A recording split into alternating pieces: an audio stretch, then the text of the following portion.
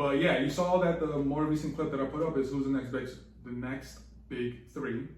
And in the conversation that I had with my guys, shout out Rainer and Jeff, I brought up the fact that after Kendrick, Cole, and Drake, but before right now, who is the next three of the generation right after Kendrick, Cole, Drake?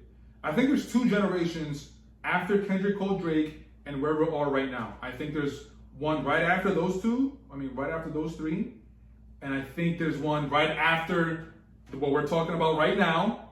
And then I think we are where we are right now. So it's a lot of there's a lot of time in between. But I kind of want to pick your brain about it. I said Tyler, Future, and Travis. That's where that's kind of the consensus where we ended up at. With the generation that's after Cole, Kendrick, Drake, right after them. Future, without a doubt. Future, I feel like they're... So you say Future is more of an automatic rather than Travis? In terms of that class that we're talking about, that and if we break it down by years, maybe I'm overcomplicating this, but let's say the reign of Drake, Cole, and Kendrick. 2010. Like even say 2009 to what, 2015? That's what I was thinking. 2016, whatever. So I mean, then you say from there, like I said, yeah, so then when you look at it like that, so after that... So then let's say 2015 to 2021. So you look at definitely Future. I would say Travis is in there too. Tyler, I would put in there as one of the guys now. Because when you see... I'm not mad at that. When you see the way the kids speak about that's their fucking guy. They're buying, now that I'm thinking about it, he's the one making the 14-year-old kids who are really into music go buy vinyls and shit. Mm-hmm. So I think it's more fitting for him to be, I don't even know if there would be a fucking big three now, but I would definitely put him in a generation subsequent to the Future and Travis. But it's definitely them two.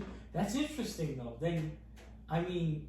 So if we're sticking within the Future and Travis Scott generation, there was one name that I brought up that I bumped out for Future, and that person was Uzi. He didn't do enough. You don't think so? Uzi didn't do enough. But the way they talk about it, bro. He's almost like a cult fan favorite. But think of the levels that Future and Travis have gone to on more than one occasion. Uzi's had his moments, he's had the fucking, the fucking... Everybody Rocks? Yeah, that, even before that, there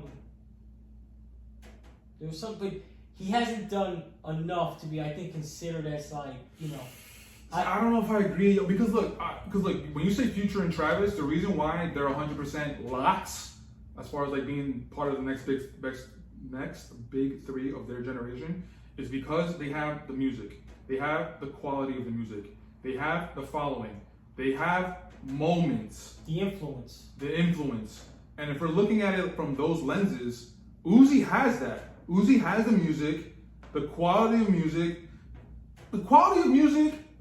I mean, maybe that's where. So does Uzi have an Astro World? I think he does, but the thing is that we're not part of that generation, so we wouldn't necessarily know. But see, here's the thing, though. For me, and I do agree with that. Even going back to the Cardi conversation, not everything is for us.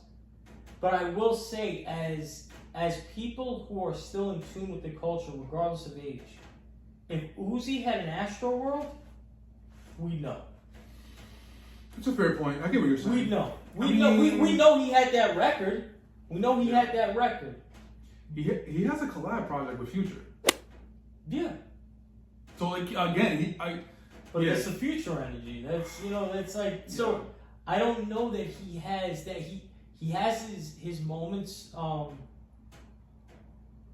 And the influence too. I mean, the influence is there. But you're talking about Future and Travis.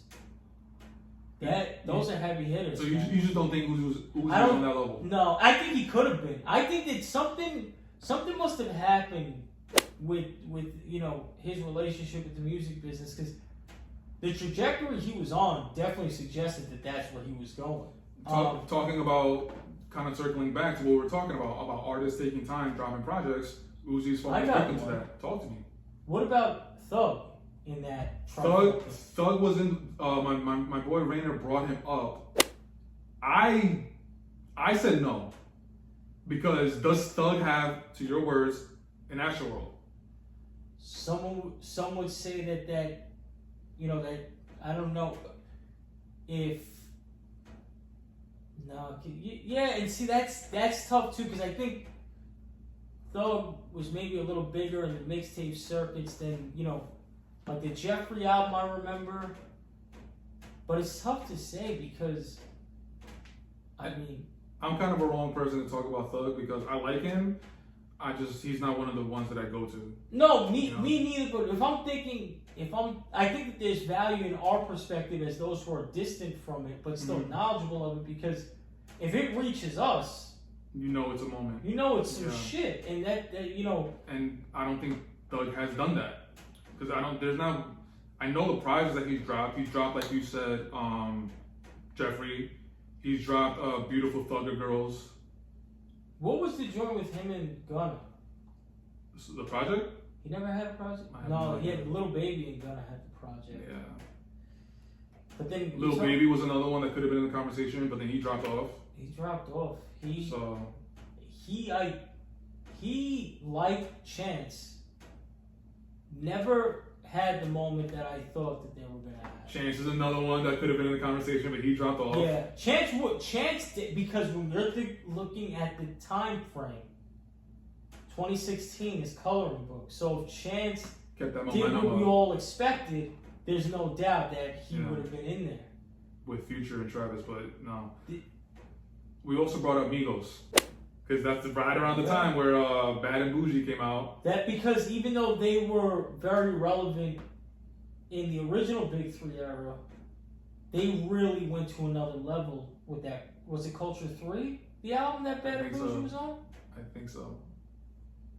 One of the cultures. I would say. But that's around the time frame where they pop off, 2015, 2016, right?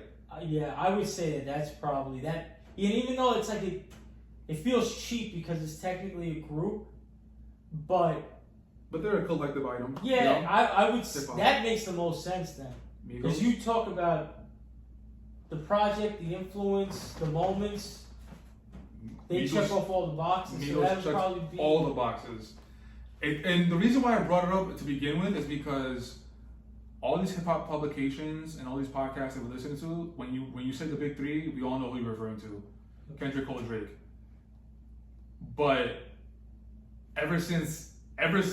once we put that to the side, it's like a free for all, and it's like, me personally, I like things to be organized. Yeah. And then that got me to think about, like, okay, I understand that, but like, if we're gonna assign leaders to a specific generation, I'm wondering, like, who would the leaders be? And that's what got me to think about the question. Going back to the Big Three of Cole, Kendrick, Drake, we can't forget about our boys Wale and Big Sean. And that's documented too. Facts. I forgot what episode that was on. It was early. It was a few years ago. Yeah. Wale, and I'm excited for the project he's supposed to be dropping too. Yeah, he's an album, right? Yeah. So he's gonna be dropping soon. Yeah, I definitely wanted to pick your brain about the Big Three, and we've actually haven't really been able to get a Big Three. We got a Big Two, but the third is, we got Thugger, we got Uzi, we got Migos. Was there one more? I'm pretty set on Migos as the third. Really? I think that makes the most sense. They're the only ones, because, you know, Thug has the influence. He'd have the quality of music, but I mean, even because Thug is like a big entity. You see, like, his reach spread, because you get Gunna from Thug. You get a lot of the younger artists that came after were heavily influenced by Thug, but moments from Thug, like actual moments, The only one that I can think about is that Jeffrey album. He came out with In Dress. Right. In Dress, and that was big news. So, but Migos, you could think of moments. You could think of, you know, the albums. They were everywhere. They were, you know, Offset was doing his thing. I liked Offset even as a solo album, a solo artist, you know. And he had the project with 21 and Metro that was fire around that time too. But I'm pretty set. If now that you say Migos, I would say that's the closest thing to that generation's big three: Future, Travis, and Migos. Because love it. You think what kind of, who really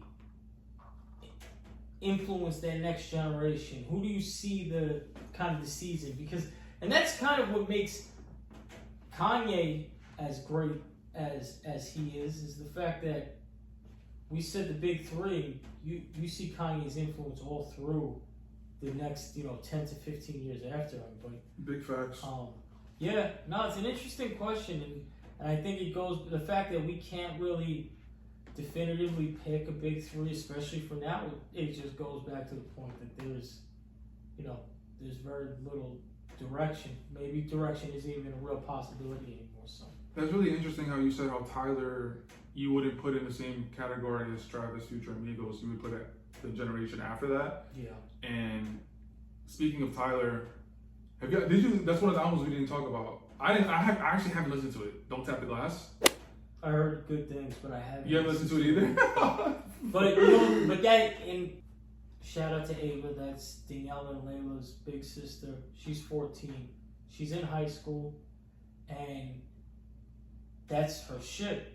Tyler's the guy. Tyler, that's the I'm telling you. Love it. She has her mother buying her vinyls and shit, and for Travis, like Don't Tap the Glass was the joint. So he's doing something right. It's just, and I do when I hear Tyler shit, well, it's always good quality shit. I just don't check for it. It's not really my thing. But if I see him on something, he was on the Clips project too. Yeah. It's just tough bout with the two verses he had to go up against, but that was a standout track on that Clips album too. Nah, he held his own on that track. He definitely held his own.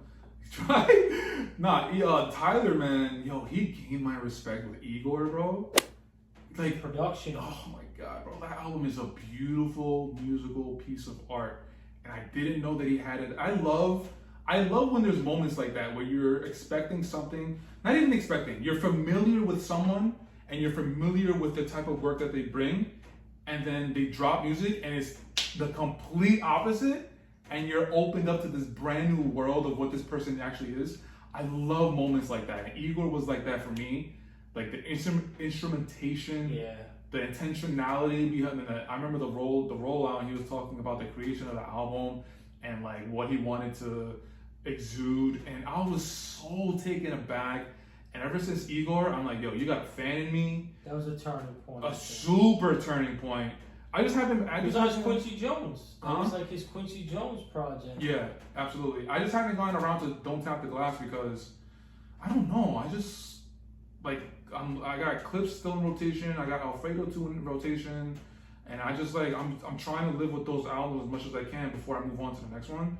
So maybe that's part of the reason why I have listened to Don't Tap the Glass.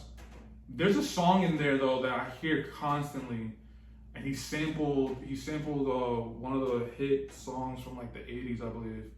Damn, I forgot. If you heard it, you know exactly what I'm talking about. Yeah, I know what you're talking about too. There was like mixed reviews on it. I feel like though, like some people felt like it's either nah, it wasn't for me, or that's my shit. But I forget because I know that there was an 80s sample on it.